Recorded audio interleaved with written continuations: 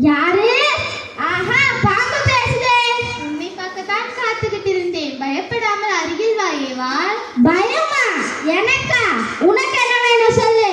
எனக்கு எதுவும் வேண்டாம். உனக்கு நன்மை செய்யதான் நான் வந்தேன். எங்களுக்கு நன்மையா? ஆமா, இங்கு உள்ள அனைத்து மரத்தின் கனிகளையும் நீங்கள் சாப்பிடலாம். ஆனால் அந்த ஒரு மரத்தின் கனிகளை மட்டும் சாப்பிடக்கூடாது என்று கடவுள் சொல்லியிருக்கிறார் இல்ல? அது ஏன் தெரியுமா? ஏன்? ஏன்னா அந்த மரத்தின் கனிகளை சாப்பிட்டால் நீங்கள் கடவுள் மாதிரியே மாறிடுவீங்க. அதனால் கடவுளுக்கு உங்க மேல் பொறாமை. இந்த கனியை சாப்பிடு. பார்க்கவே அருமையா இருக்கே. இத சாப்பிடுறதுக்கு வாயில எச்சு ஊறுது.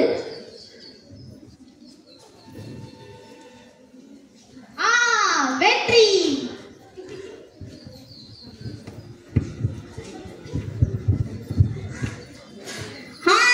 வெற்றி. அதான் இந்த பழத்தை சாப்பிடு. இல்லை, இறைவன் சாப்பிடக்கூடாது என்று சொன்னார். நீ இதை சாப்பிடலன்னா நான் இறந்துருவேன்.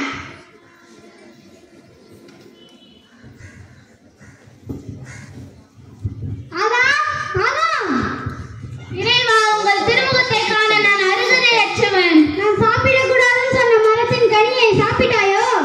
நானில்லை இறைவா, எனக்கு துணையாக படைத்த இந்த பெண் ஏவாள் தான். ஏவாள், ஏன் இப்படி செய்தாய்? இறைவா, நான் இல்லை, இந்த பாம்பு தான் சாப்பிட சொன்னது. சாத்தானே, நீ இப்படி செய்ததால் உன் வாழ்நாள் எல்லாம் வயிற்றினால் ஊர்ந்து செல்வாய். ஆவாள்.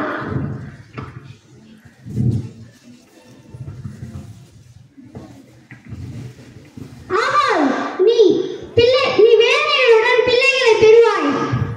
ஆமாம், உன் பொருட்டு நிலம் சபிக்கப்பட்டிருக்கும். நீ உழைத்து உண்டாய்.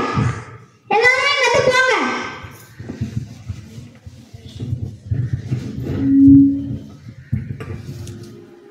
கடவுள் கோபத்தினால் ஆதி பெற்றோரை அந்த இடத்திலிருந்து அனுப்பினாலும் அவர் இரக்கமுள்ளவர், அன்புள்ளவர், கருணை மிகுந்தவர். அதனால் அவர்களுக்கு ஆடை அணிவித்து அவர்களை பாதுகாத்தார். மேலும் மனிதர்கள் சாத்தானுக்கு அடிமைகளாய் இருக்கக்கூடாது என்பதற்காக அவர்களை மீட்க ஒரு மீட்பரை அனுப்புவேன் என்று வாக்களித்தார். அந்த மீட்பர் தான் இயேசு கிறிஸ்து. அவர் மாட்டுத் தொழுவத்தில் பிறந்தார் என்பதை நாம் டிசம்பர் மாதம் அந்த விழாவை கொண்டாடுகின்றோம். அவர் வாழ்ந்தபோது அவர் செய்த புதுமைகளில் சிலவற்றை இங்கு கவனியுங்கள்.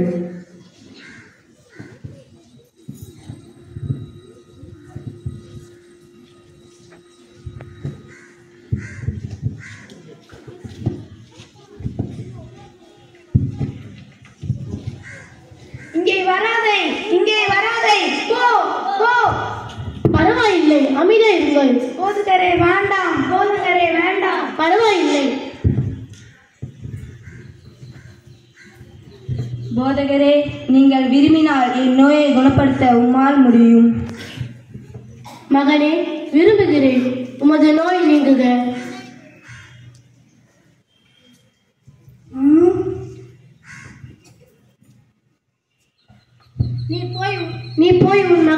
நீ போய் குருவிடம் காட்டலாம். நன்றி ஐயா.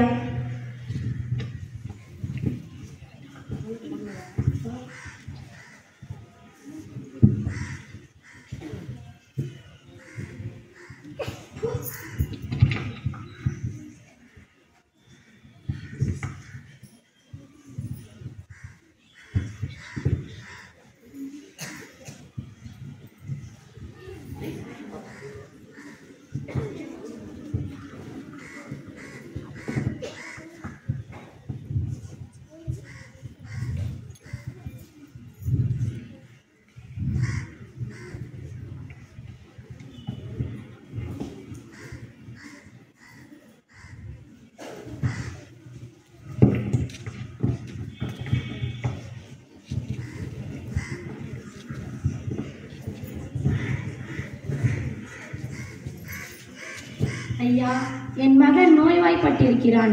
நீங்கள் வந்து ஒரே ஒரு வார்த்தை சொன்னால் போதும், என் மகன் குணமடைந்திடுவான். எழுந்திரு. ஐயா, நான் அதிகாரத்துக்கு உட்பட்டவன். என்னிடம் படை வீரர் பலரும் உள்ளனர். ஒருவனிடம் வா என்றால் வருவான், வீட்டுக்கு வர நான் தகுதியற்றவன். நீங்கள் ஒரே ஒரு வார்த்தை சொன்னால் போதும், என் மகன் குணமடைந்திடுவான். இஸ்ரேல் மக்களிடையே இத்தகைய நம்பிக்கை நான் யாரிடமும் காண்பதில்லை. நீ போகலாம், உமது மகன் குணமடைந்திருப்பான். மிக்க நன்றி ஐயா.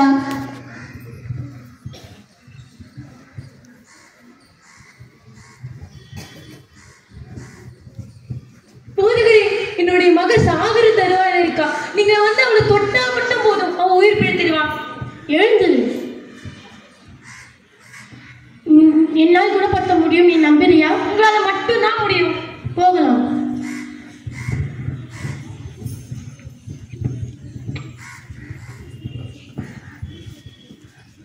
நான் இயேசுவோடைய ஆடியை தொட்டாலே போதும், என் நோயெல்லாம் குணமாயிடும். சொத்தெல்லாம் வித்து வைத்தியம் பார்த்தேன், ஆனாலும் என் நோய் தீரலை.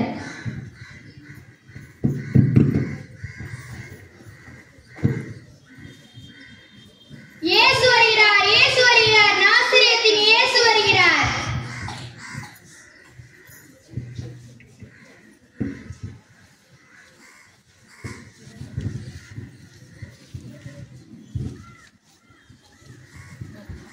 என்னை தொட்டது யார்?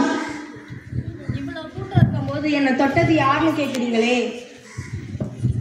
இல்லை, என்னை தொட்டாங்க. என்னுடைய வளமை வெளியேறிச்சு.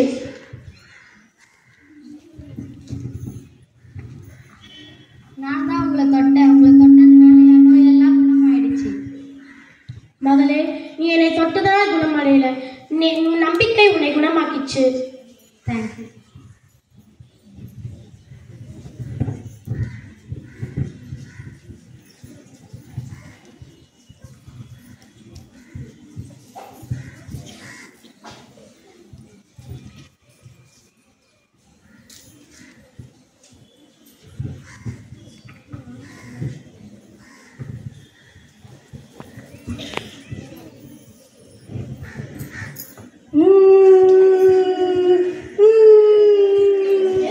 எதுக்கு அழுது நிற்கிறீங்க?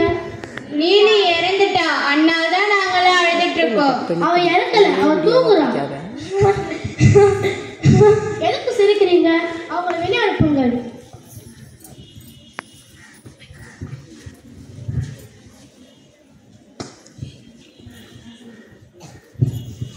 எங்க போய் நம்ம பொண்ணு நீடி இறந்துட்டா? இருமா இரு, நம்ம பொண்ணுடைய உயிரை காப்பாத்துறதுக்காக தான் நான் போதகரை கூட்டிட்டு வந்திருக்கேன். நீ அவரை நம்பு.